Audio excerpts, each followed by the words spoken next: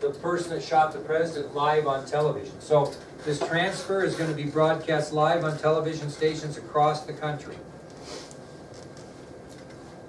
Well, they had a little snafu. They were pulling that armored car out of the basement that they were going to transfer Oswald. Now, there was a ramp, and basically the street level was here, and they had to back the armored car down the ramp to the basement. Problem was, the armored car didn't fit. There was an air conditioning unit that was on the ceiling down the ramp, and when they backed that armored car down, it wouldn't fit. It hit the top of the air conditioning unit. So as Oswald was coming out of the elevator at first, they had already pulled the armored car out, and they were replacing it with Captain Fritz's personal unmarked car.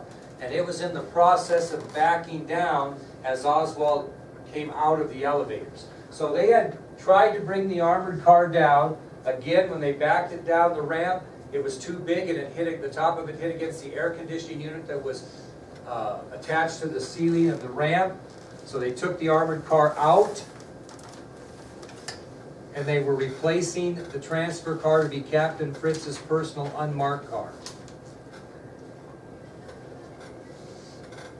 Now, as Oswald walked from the elevator doors towards this car, the car was still backing up, okay?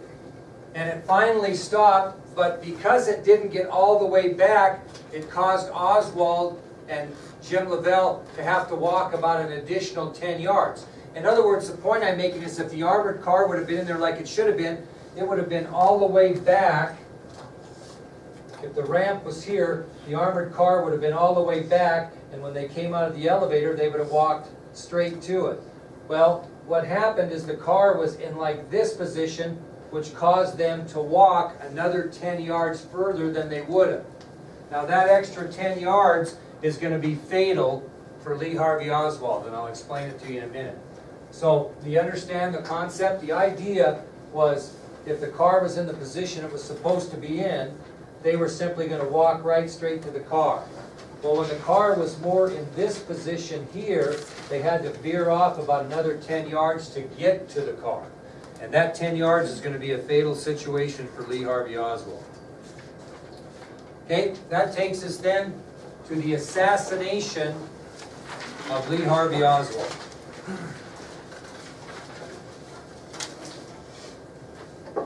You'll get a chance to see this on video, but you'll have to kind of picture it in your mind at this point. As Oswald comes out of the elevator and moves past the many reporters towards that waiting car, a man suddenly passed between a newsman and a detective at the edge of the crowd. So again, as Oswald is walking in this direction now, a person comes from this direction towards Oswald between a newsman and a detective. The man extends his right hand, holding a .38 caliber revolver. He stepped quickly forward toward Oswald, stuck the gun in his chest, and fired a single shot. There's a picture right up there above the J.D. Tippett sign that shows the exact time when the man stuck the pistol in Oswald's chest and fired one single shot. Does everybody see the picture up there? So, as Oswald moved past reporters toward the waiting car, a man suddenly passed between a newsman and a detective at the edge of the crowd. The man extended his right hand and, holding a .38 caliber revolver, stepped quickly forward toward Oswald. The man then fired a single shot into Oswald's abdomen. Now he tried to fire off a second shot, but Officer L.C. Graves grabbed the pistol, preventing the gun from firing. Similar to what M.N. McDonald did to keep Oswald from firing that shot in the Texas theater. Very similar situation. So the shooter tried to fire off another shot, but Officer L.C. Graves intervened, grabbed the pistol, and prevented a second shot from being fired.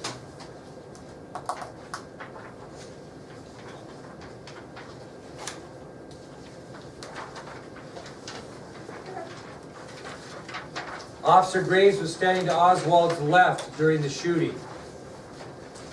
A fellow by the name of Bob Jackson stepped into history at that point, kids, by taking this Pulitzer Prize winning photograph in front of you. And we'll read through this. Okay? Bob Jackson, he was a photographer for the Dallas Times-Herald, steps into history with this Pulitzer Prize winning photograph. Bob Jackson, photographer for the Dallas Times-Herald, is dead tired as he waits in the basement of the city jail for Lee Harvey Oswald to be brought out. Only 47 hours earlier, he had been sitting in the back of a convertible behind President Kennedy's motorcade. He heard 3 shots, looked up at where they were coming from, and saw the rifle being drawn back into the window. He has not slept much since. Now they are moving Oswald from the city jail to the county jail from one end of town to another. It is a normal procedure. They feel he will be safer there. Also, they are under pressure from the networks to allow Oswald to be televised. They want a picture of this guy. Everyone wants to see him. It's the biggest news story going, and it's live. An anonymous telephone call to the FBI at 2:15 a.m. in the night before warned that Oswald would be killed during the transfer from the city lockup to the county jail. The FBI immediately relayed the warning to both city and county police. Later, the city police dispatcher said that the call never came in. Bob Jackson, quote, "I had seen Ruby once. He came up to the photo department of the paper and brought one of his strippers up there who danced with the snake. He was getting publicity for her. Ruby loved the police. He owned a striptease club and he always wanted to keep on their good side. He would go up to the police station late at night, bring them sandwiches, and hang around like a buddy." As Bob is waiting with the other newsmen and camera crews, they announce that Oswald is being brought down. In the air was the feeling that something could happen. When Oswald came out the door, I raised the camera to my eye. People yelled out, "Here he comes!" I was ready. We stood in a semicircle about 11 feet in front of the door, which formed a little clearing. I was leaning against the fender of a police car. As I looked through the camera, Oswald took 8 or 10 steps, and I saw a body moving into my line of sight. I leaned over the car to the left. Ruby moved 3 quick steps and bang. When he shot, I shot. History turns on crucial moments, and Jackson's photography freezes this one. It records the instant the bullet enters Oswald's body. His face contorts as he clutches his chest. The bullet fired by a man who wasn't supposed to be there, and millions of Americans watch it happen live, sitting in their living rooms. Can you imagine people that followed this thing for those days, when they were, how shocked they were when that happened on national television? It just was incredible. Well, here's the thing I want to talk about this. What happens if this car is in the right position? Let me just show you this. If the car is in the right position, Oswald walks straight to the car and Ruby cannot get to him because what's in his way? The back end of the car. And that's something we'll talk about later. Okay? So the fact is that if the transfer car was already in place and not moving as Oswald approached, Ruby would have been blocked from getting at point blank range. And I'm not sure the guy would have fired. Would he have fired over the hood at a distance, maybe from me to Braden? Who knows? He might have, but we'll never know. He got plenty close. Well, during this televised assassination, there was a Dallas newsman by the name of Bob Huffaker who reported back to the news station the events of that historic moment. So during this televised assassination, a Dallas newsman by the name of Bob Huffaker was the one that reported back to the news stations the events. And when you watch this on video, you can see Huffaker clearly in all of the news footage of the aftermath of Oswald's shooting. So he kind of became what we call the image in history in reporting to the nation the assassination of Lee Harvey Oswald. And again, when you see the video, which you will in a few days, you will see Huffaker is the one that reports it, and he's in the picture.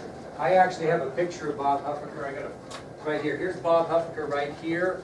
This is the aftermath of what happened in the basement, and you'll see him pretty clearly. Okay? All right. We will hold off. Our next subtopic will be another trip to Parkland Hospital. We're going to tell you about the role of Jack Ruby in the shooting, give you some information there, and tell you about the burial of Lee Harvey Oswald. When we get done with that, we will be done with this test material and move on. But you're going to get some good information. You will get, we're going to watch a video called Lee Harvey Oswald, 48 Hours to Live, and you'll get to see all this stuff yourself. What's up, my man? You need some? Okay, all right. I want to talk to you about this raffle here. Now, I will preface this by saying I don't care whether we do this or not.